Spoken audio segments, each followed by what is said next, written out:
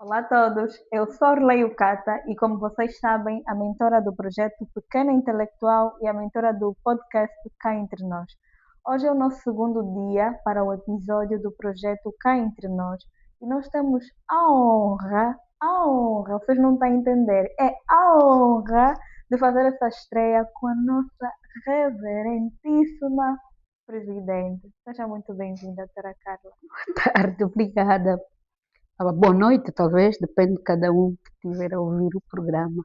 É um prazer para mim estar aqui com todos vocês. Muito bom. Como vocês sabem, nós estamos aqui no Instagram, no YouTube, no TikTok, por Leio Cata no LinkedIn e nas outras redes Pequena Intelectual. Eu vou solicitar a vocês que subscrevam o canal, que é a Pequena Intelectual, curtam, partilhem e deixem o vosso comentário.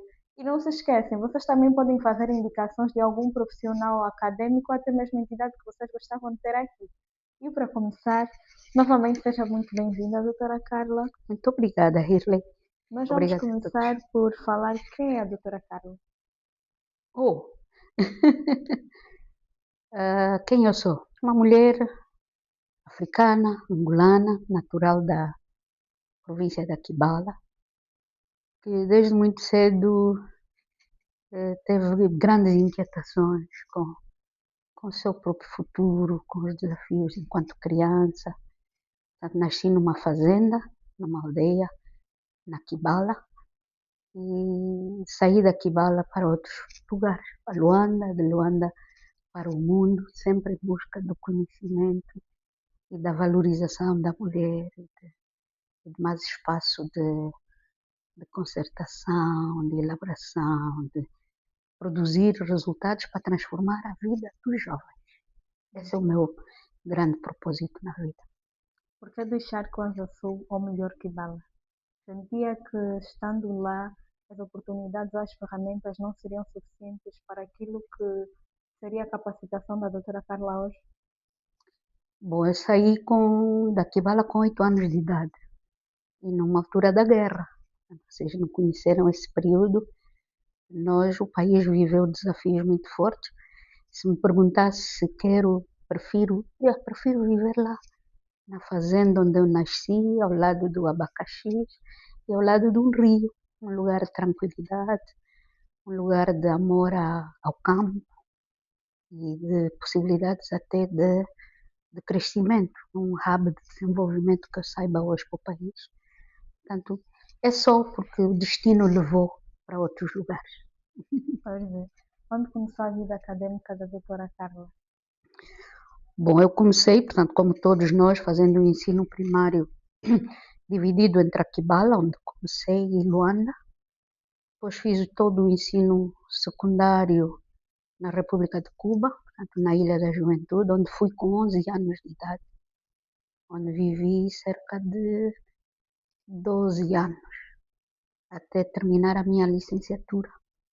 E quando terminei a minha licenciatura, em 1991, estamos a falar de muitos anos atrás, mais de 30 anos atrás, eu vinha com muitos sonhos, como os sonhos que vocês jovens que me estão a ouvir devem ter. Todo indivíduo que tem um curso de licenciatura quer um emprego, tem o desafio de que emprego é que vou ter e se vou fazer alguma coisa importante para o próprio país. Nessa altura foi em 91 que entramos, começamos a trabalhar para vários setores. Na altura trabalhei para o Ministério da Educação, depois trabalhei para o Ministério das Pescas e mais tarde fui trabalhar para as organizações internacionais.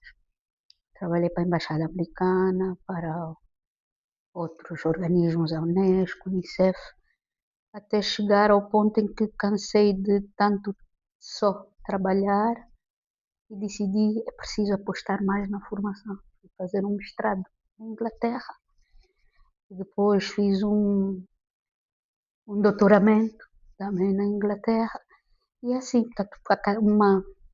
então sou uma pessoa que tem uma licenciatura, dois cursos de pós-graduação, um mestrado, um doutoramento, mas sobretudo sou um ser humano que gosta e é apaixonado pelo estudo e pela intelectualidade, como tu és. Obrigada, igualmente. Qual é a especialidade da doutora? A doutora falou-nos sobre a licenciatura que fez lá em Cuba. Qual foi a área? Pois, a minha licenciatura foi numa especialidade chamada defectologia.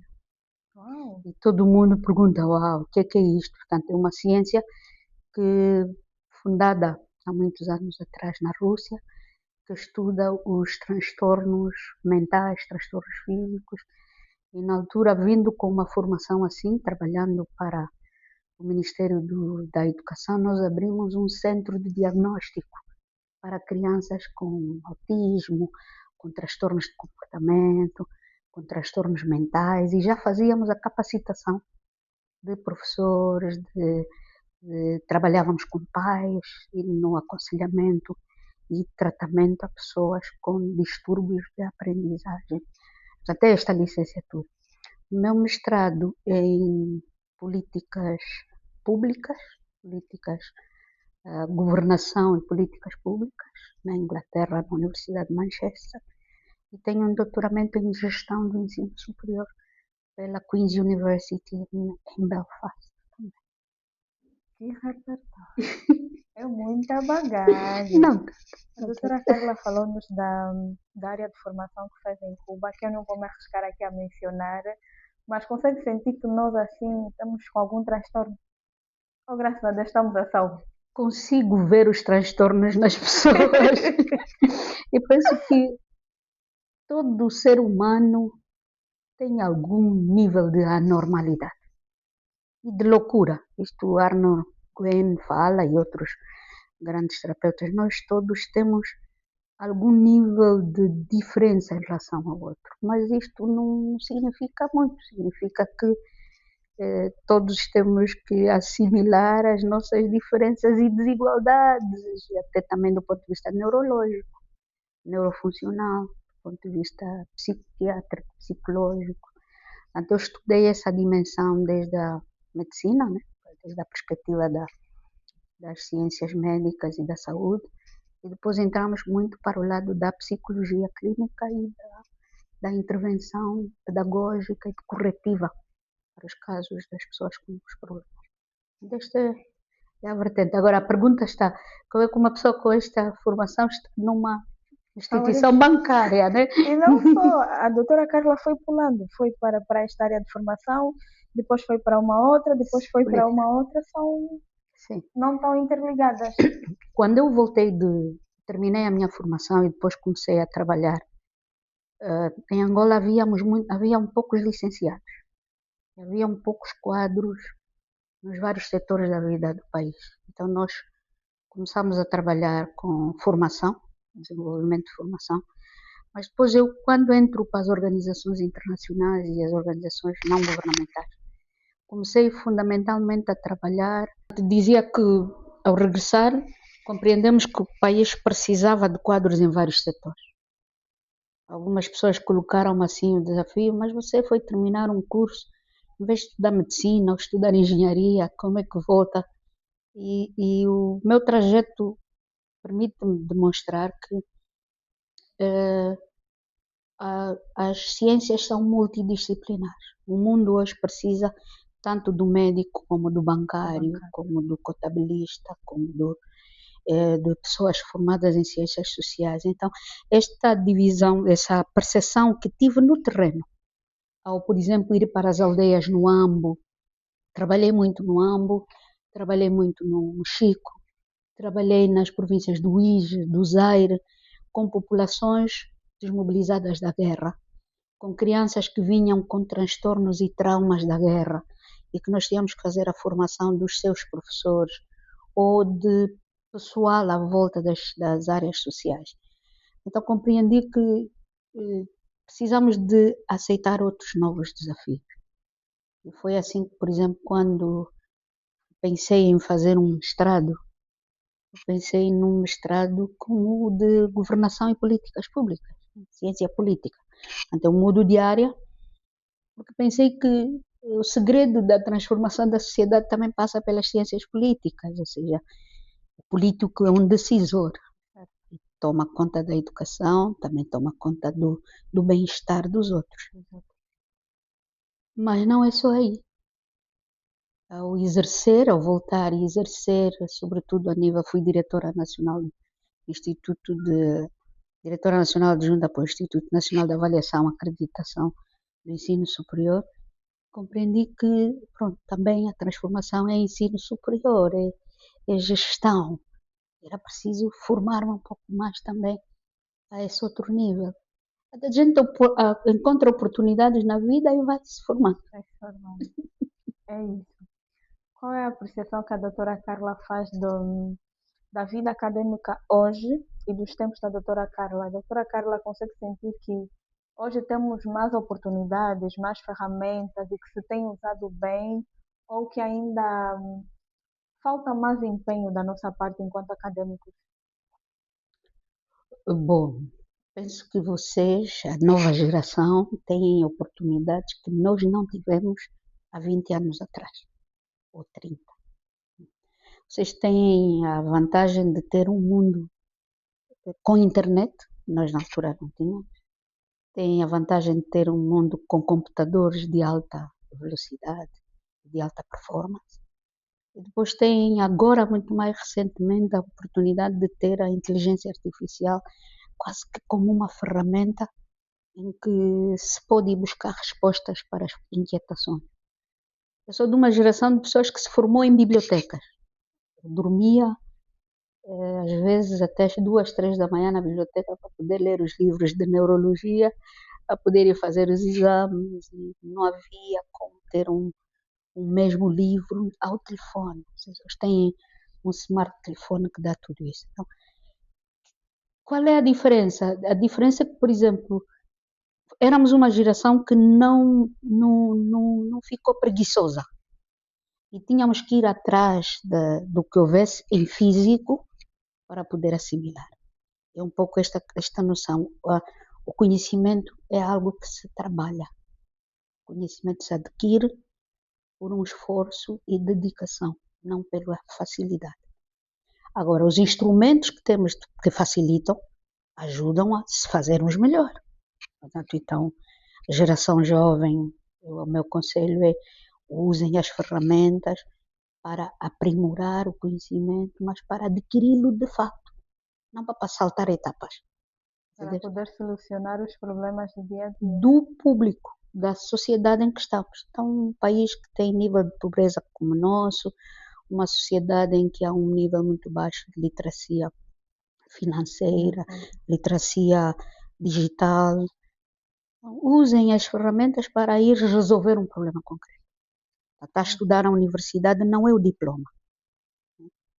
Não é só virmos para a universidade porque eu também quero ser licenciado como o meu tio.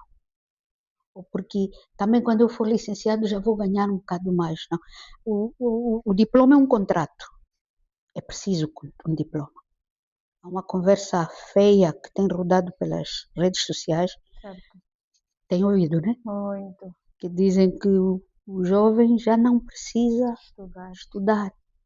Agora só precisamos ser empreendedores. Não.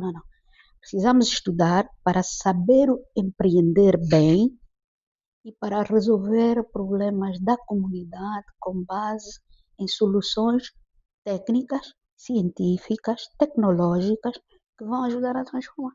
Exatamente. E alguns conselhos de pessoas que atualmente passam a visão nem sempre têm um bom percurso, né? Algumas vezes ouvimos de pessoas que não estudaram, né? Não é porque estudaram e chegou à conclusão de que já não é necessário estudar porque isso é o melhor a se fazer. Simplesmente é de alguém que não estudou e que agora tenta passar essa visão porque se calhar deu certo em alguma coisa, em alguma habilidade, mas que se estudasse poderia ter uma visão diferente daquilo que eu estudo. Poderia ter um resultado provavelmente melhor ou maior.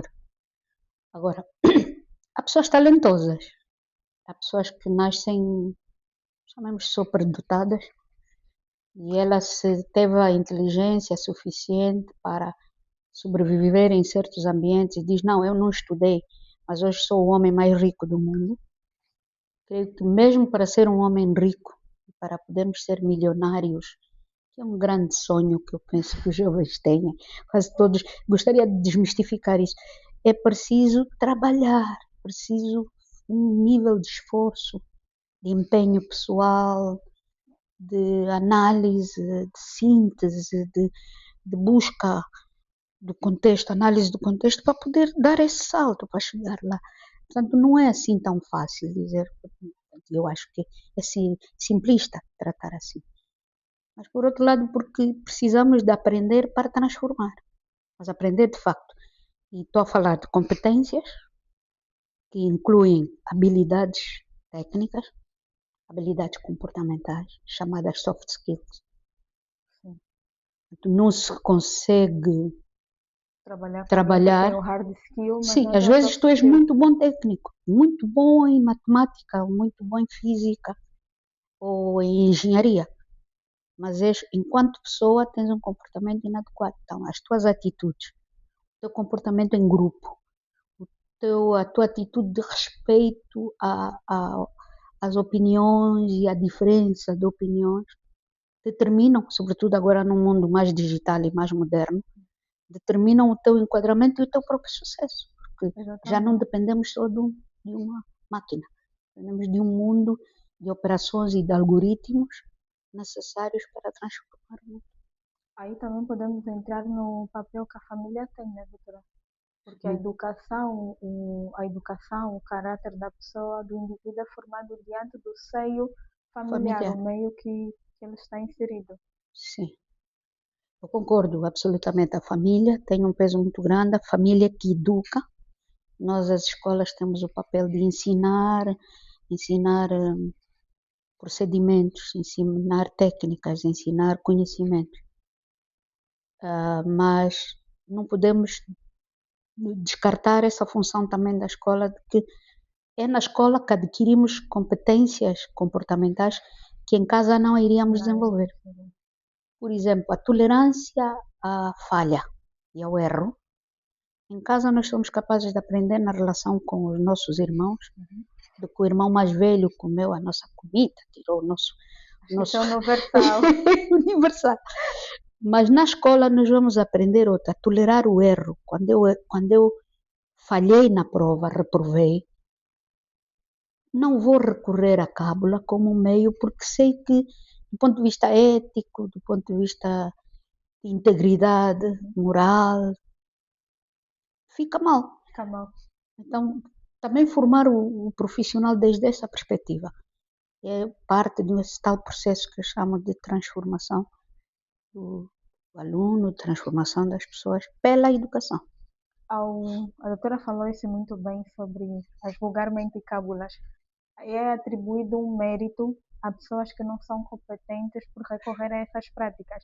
E hoje nós já vemos isso até no próprio LinkedIn. Diz-se que no LinkedIn tem os reflexores de tudo, eles refletem sobre tudo, trazem reflexão de tudo, que tiram no chat GPT. Mas quando tu estás diante destas pessoas para uma conversa, você consegue notar que o repertório, a bagagem desta pessoa é tão fraco que não vai de acordo às postagens que essa mesma pessoa faz e acaba por comprometer quem realmente faz um post de forma correta, a ter os acordos e passamos todos como copiadores do chat, né? Não que Exato. não seja necessário essa ferramenta. A doutora estava a falar-nos também sobre a sua vida profissional. Qual foi o seu primeiro emprego e como conseguiu? Bom, o meu primeiro emprego consegui por encaminhamento. Eu vou explicar o que é. Naquela altura, o país mandava-nos formar para fora e quando regressássemos, já o próprio país, a gestão de Angola, já nos dizia: tu tens emprego no Quandoco Banco, tu tens emprego em Malange, e mandavam-nos. Tu vais para a Direção Nacional do Serviço tal, vai para o Ministério tal. E esse planeamento da formação dos quadros que existia ajudava muito, porque tirava-nos o stress de, ao terminar uma formação superior, Não ter um nós trabalho. não ter um trabalho. E o que acontece aqui, nós temos uma taxa de desemprego de jovens que terminam a licenciatura de quase 4, durante 4 a 5 anos. Nível da África está contado assim. Demora quase 5 anos para um jovem licenciado em alguns países africanos conseguirem o emprego certo. Eles navegam entre autoemprego, vão para uma empresa, ficam em estágios e não conseguem ficar. Então, quando já há uma gestão, e é uma ideia que eu acho que o nosso país não perde. O nosso país forma mais ou menos cerca de 30.000 licenciados por ano. É preciso programar o enquadramento profissional dos quadros. Quando não é programado, também a gente diz, não, o mercado vai regular, mas é preciso haver, de algum modo, uma espécie de reprogramação, porque temos províncias que necessitam mais e outras necessitam menos. A nível do ISAF, nós, por exemplo, procuramos, antes do aluno terminar, já contactar as empresas para ajudarem-nos a alojar o próprio aluno, antes de terminar a licenciatura. Eu acho que é um esforço que tem que ser feito, tem que haver um guia. Então, esse foi o meu primeiro emprego no Ministério da Educação. Na altura, cheguei como chefe de departamento para os transtornos mentais. Imagina, uau. Okay. Vou voltar para lá. Pois é, nós sabemos também que a doutora faz questão de partilhar nas suas redes sociais o amor que nutre pela sua família. Como começou a maternidade? O que é a maternidade para a doutora Carla? Uau. Avó, Sou mãe. avô, sou avô de duas meninas e sou mãe de uma menina e de um rapaz. Como é que eu nutro esse amor? Esse amor, eu acho que não há não sou pessoa enquanto não sou pelo que sou pela família. A família é o pilar fundamental da estrutura psicológica, social, o equilíbrio de todos nós. Então, eu preciso deste braço como família, como mãe e como avó. Mas agora não nos dão muito espaço como mãe, meus filhos já cresceram. Então agora eu vivo fundamentalmente como uma avó extremamente apaixonada, dividida entre meia hora por dia ou uma hora de videoconferência com uma minha neta que está fora da Angola e mais de 4, 3 horas por dia com a minha neta, presencialmente, passear com ela, ir aos parques infantis, levar um livro, eu ficar sentada enquanto ela se diverte e corre no parque. Então, são espaços importantes. Família é tudo. Pois é. Nessa fase também começam as muitas perguntas. A doutora Carla tem conseguido responder? De algum modo, a minha neta tem 7 anos, tem perguntas e trabalhos, por exemplo, de escola que eu já me esqueci de como se fazem. Então, tenho às vezes também que recorrer à internet para poder dar resposta a estas questões. Então, aí está a internet para nos ajudar. Às vezes ela traz trabalhos manuais da escola que temos que desenhar e inventar coisas. Como é que eu vou desenhar, fazer, ajudá-la a fazer? Mas é muito bonito.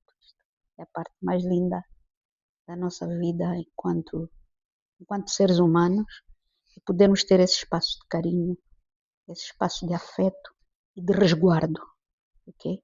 Apesar de termos uma função pública, né, de algum modo, as pessoas gostam muito de saber da intimidade, do estilo de vida de cada um de nós, mas esse espaço de privacidade, de ligação afetiva com um mundo mais pequeno e mais bonito, é lindo. É bom. Pois é.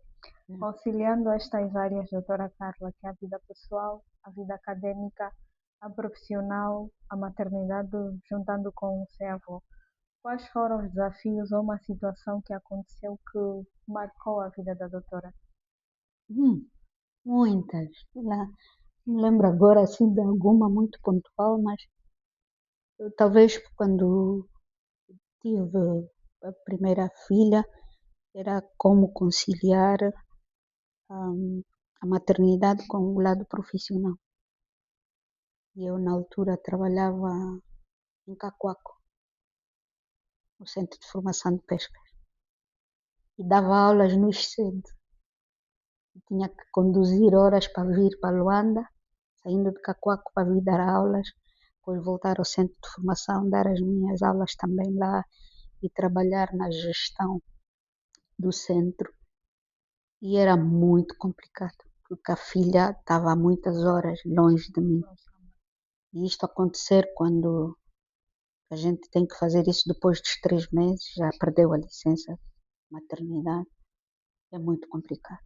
Então penso que toda mãe é uma estrela, por isso, pelo desligamento que tem que fazer com o seu próprio filho, para poder tomar conta das suas responsabilidades profissionais. Mas houve muitas. Eu fui para a África do Sul, por exemplo, viver com 2 filhos e ter que gerir um escritório regional para a África Austral,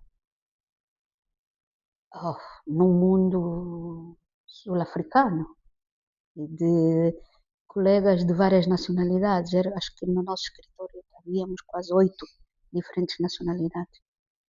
E estar a trabalhar na gestão, diretora adjunta daquele escritório para toda a África Austral. Vocês imaginem que tens que uma semana estar no Malawi, na outra estás na Suazilândia, depois vais para Moçambique de carro, depois tens de voltar e vir para Angola, acompanhar os programas em Angola, depois voltas e estás numa reunião em Copenhague, na Dinamarca, e uma semana depois já estás a ser chamada para uma outra reunião na Tailândia.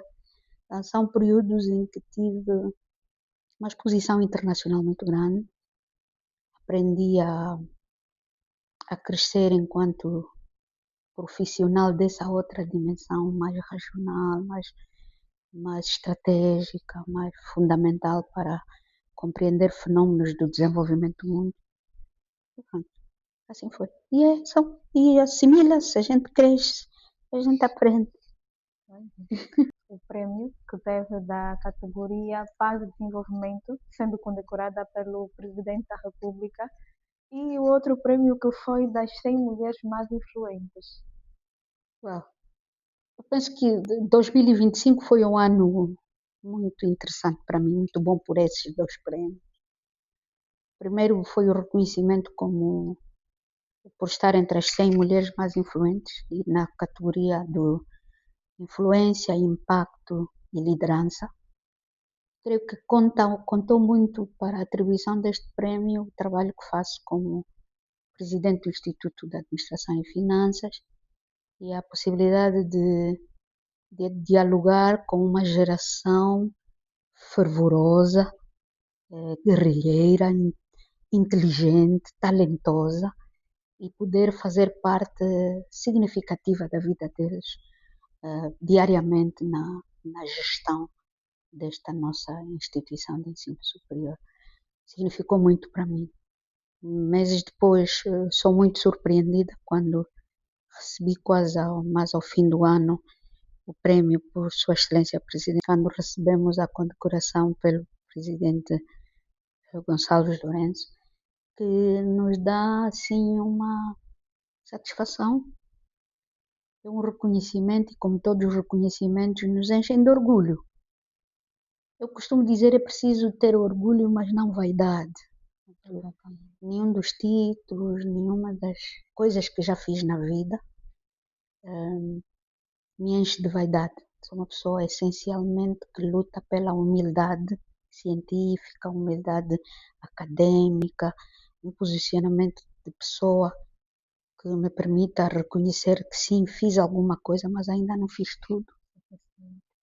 Ainda não fiz o suficiente. Há pessoas que fazem mais do que eu e que talvez o que eu faço com os que os outros fazem ajuda a transformar a sociedade em questão. Portanto, não há vaidade, não há arrogância, não há... É um reconhecimento que nos enche dessa satisfação de que estou no bom caminho e ainda posso fazer muito mais. Agora voltando para uma curiosidade que todos nós temos enquanto estudantes. O que representa para a doutora Carla ser a presidente do ISAF e quais são os maiores desafios? E primeiro, gosta de ser a nossa presidente? Eu gosto de ser a presidente do ISAF. Uau! Gosto porque eu comecei há vários anos atrás, quando tínhamos uma escola pequena, tínhamos menos de 300 alunos. Hoje somos uma instituição com mais de cerca de 2.500 e uma instituição ativa, enérgica, com estudantes extremamente inteligentes que me desafiam todos os dias. Todos os dias. Desde os alunos em sala de aula, eu comecei orientadora de trabalhos de fim de curso, e esse contacto, por exemplo, com alunos que hoje já estão no setor da banca, já estão nas finanças, já estão em grandes auditoras internacionais, nos enche de tanto orgulho que é essa satisfação. Mas agora eu, como digo, os cargos são cargos. E gosto de assinalar isto nesta entrevista porque as pessoas não devem ser eternas nas posições em questão. E há o Peter Drucker, ele fala, nós estamos todos atingimos o limite da nossa incompetência. Ou seja, nós somos capazes de desenvolver alguma coisa, mas chega um momento em que também já não seremos capazes de desenvolver e podemos mudar para outra posição, exercer outra. Os cargos não são vitalícios. Eu sou contra isto. E então o meu prazer é este. Enquanto esse mandato estou aqui convosco, jovens, e estou não só para os estudantes do ISAF, eu sou aberta para jovens de outras instituições que me convidam, e sou aberta muito para jovens muito criativos, inovadores. Eu adoro a inovação e a criatividade. O jovem, então, estamos juntos, é um prazer. Pois é. Doutora Carla, nós estamos prestes a chegar na nossa fase final e eu gostava que a doutora Carla deixasse um conselho enquanto mulher, acadêmica, mãe e profissional para nós. Bom, o primeiro conselho eu vou falar de jovem universitário, em primeiro lugar, a quem eu sempre dirijo os meus conselhos. Procurem formar-se, procurem conhecimento antes de diploma. Portanto, procurem a vossa transformação enquanto pessoas para poderem transformar o mundo à vossa volta. Acreditem que todos os diplomas são apenas um meio, não são o fim.